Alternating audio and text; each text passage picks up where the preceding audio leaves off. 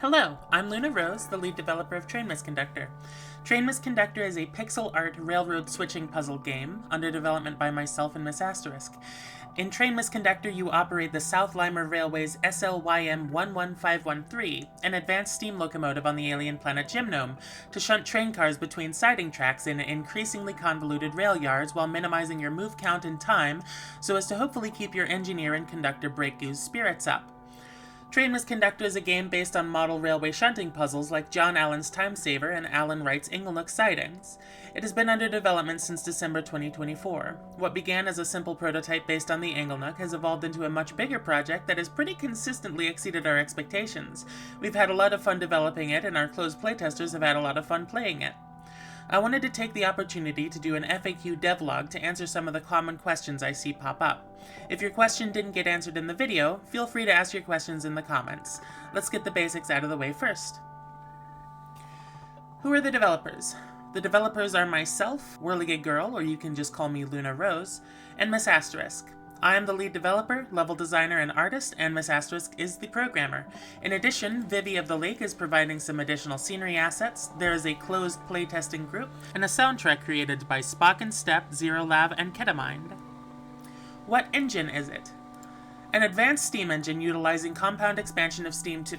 oh, you mean the game engine. Oh, okay. We are making the game in Godot. When will Train Misconductor be released? If all goes to plan, there will be a demo out for Steam Next Fest in February of this year, 2026. We'd like to release the full game sometime this year, but beyond that we're not sure. The game is being made as a hobby in our spare time, and we don't want to get burnt out. What platforms will Train Misconductor be released for? We will release on Steam and itch.io for Windows, and quite possibly Mac and Linux. How much money will the game cost? Around 20 USD. Will there be a mobile port?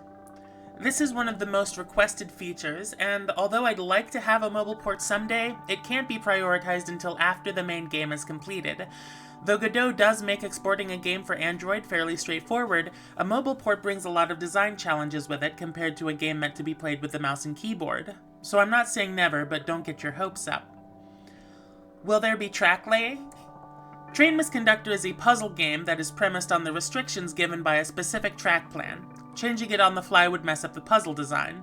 There are various other games which focus on track laying, but Train Misconductor is not one of them. What about a level editor? Although we would eventually like to make the game moddable and provide tools to make maps and custom vehicles in the Godot editor, there will not be a polished in-game level editor. Actually, the engineer is the one who drives the train, not the conductor. Okay, so this pedantry gives me good excuse to talk about the characters in Train Misconductor. Train Misconductor takes place on an alien planet, and so you have an alien crew. Orange Juice is the conductor, while Blab is the engineer. Orange Juice has been a railroader for longer, but prefers being a conductor break-goo over running the engine. Meanwhile, Blab is fresh out of Gooniversity, but nevertheless has gone directly into the engineer's seat because they were an engine driver at their previous job. Blab is the player insert character, but really as player you are, as in many train games, playing as both conductor, brakeman, and engineer. Orange Juice gives the players their orders, and Blab is trying to impress Orange Juice by getting the job done as quickly and efficiently as possible. And anyway, Train Misengineer doesn't sound as good as Train Misconductor. Actually, steam engines don't use electronic controls. Ooh, yet another bit of pedantry I can use to talk about my game's world. Hold on tight. Train Misconductor takes place on the alien planet Gymnome. Gymnome is a peculiar little planet because it is a co-orbital of a gas giant, Omen. It's in a horseshoe orbit. For about 15 years it orbits the sun in a lower orbit, then it catches up with Omen, and Omen's gravity pulls Gymnome into a higher orbit, where it slows down. 16 years later, Omen catches up again and pulls Gymnome into a lower orbit. This traces out a horseshoe path and a rotating reference for... Oh, okay, suffice to say, the orbit changes regularly. This results in the ominous migration. When Omen gets big and bright in the sky, it's time to pack up your things and move to a place with a more comfortable climate. The north-south migration paths become wagonways, then plateways, and then eventually steam railways. But each migration path would have a different spacing between the wagon wheels, and so different grooves worn into the wagonways, and so different gauges of railway track. As each railway expanded east and west, they would merge with smaller railways until eventually the two large networks would meet, and the gauge of track would be so different that neither one would be willing to re-gauge to match the other. That's why we have dual gauge levels in Train Misconductor. There is no standard gauge on Gymnome.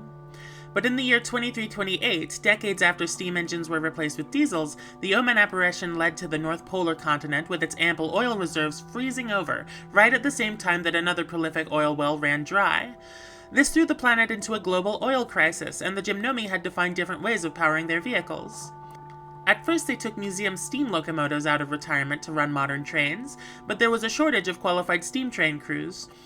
Also, steam engines were much more difficult to maintain and more expensive to fuel. The solution came in the form of the advanced steam locomotive. Advanced steam locomotives use a number of modern technologies, including compound expansion of steam, gas producer combustion system fireboxes, mechanical stokers, superheaters, feed water heaters, the works. But the most important difference is that they use electronic controls linked to electromechanical actuators for changing the cutoff, opening and closing the throttle valve, applying sand, injecting water, and stoking the fire. These are all computer controlled and linked through to the control stand in a climate-controlled cab, like with a diesel. These ideas come from real-world projects like the LVM-800 and the ACE-3000. While the main loco in Train Misconductor is the Foresight-class advanced steam tank engine, there's also the Garrett, with its backhead-based controls, since it's an old-style steam engine that's been upgraded, rather than a brand-new locomotive. Actually, rail yards would never be set up like this.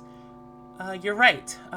Train Misconductor is not a realistic train simulator. Its layouts are designed primarily to make for interesting switching puzzles. The realistic operations can be a part of that. Without some semblance of realism in some levels, I think the game would suffer. There's also a lot of fun in the wackier levels, too. Did you draw a bunch of angles? Although Train Misconductor is designed to resemble games that use pre-rendered sprites, in fact it uses 3D models rendered in real time with a pixel shader on top. There's also an authentic sprite mode which faithfully recreates the jank of pre-rendered sprite games.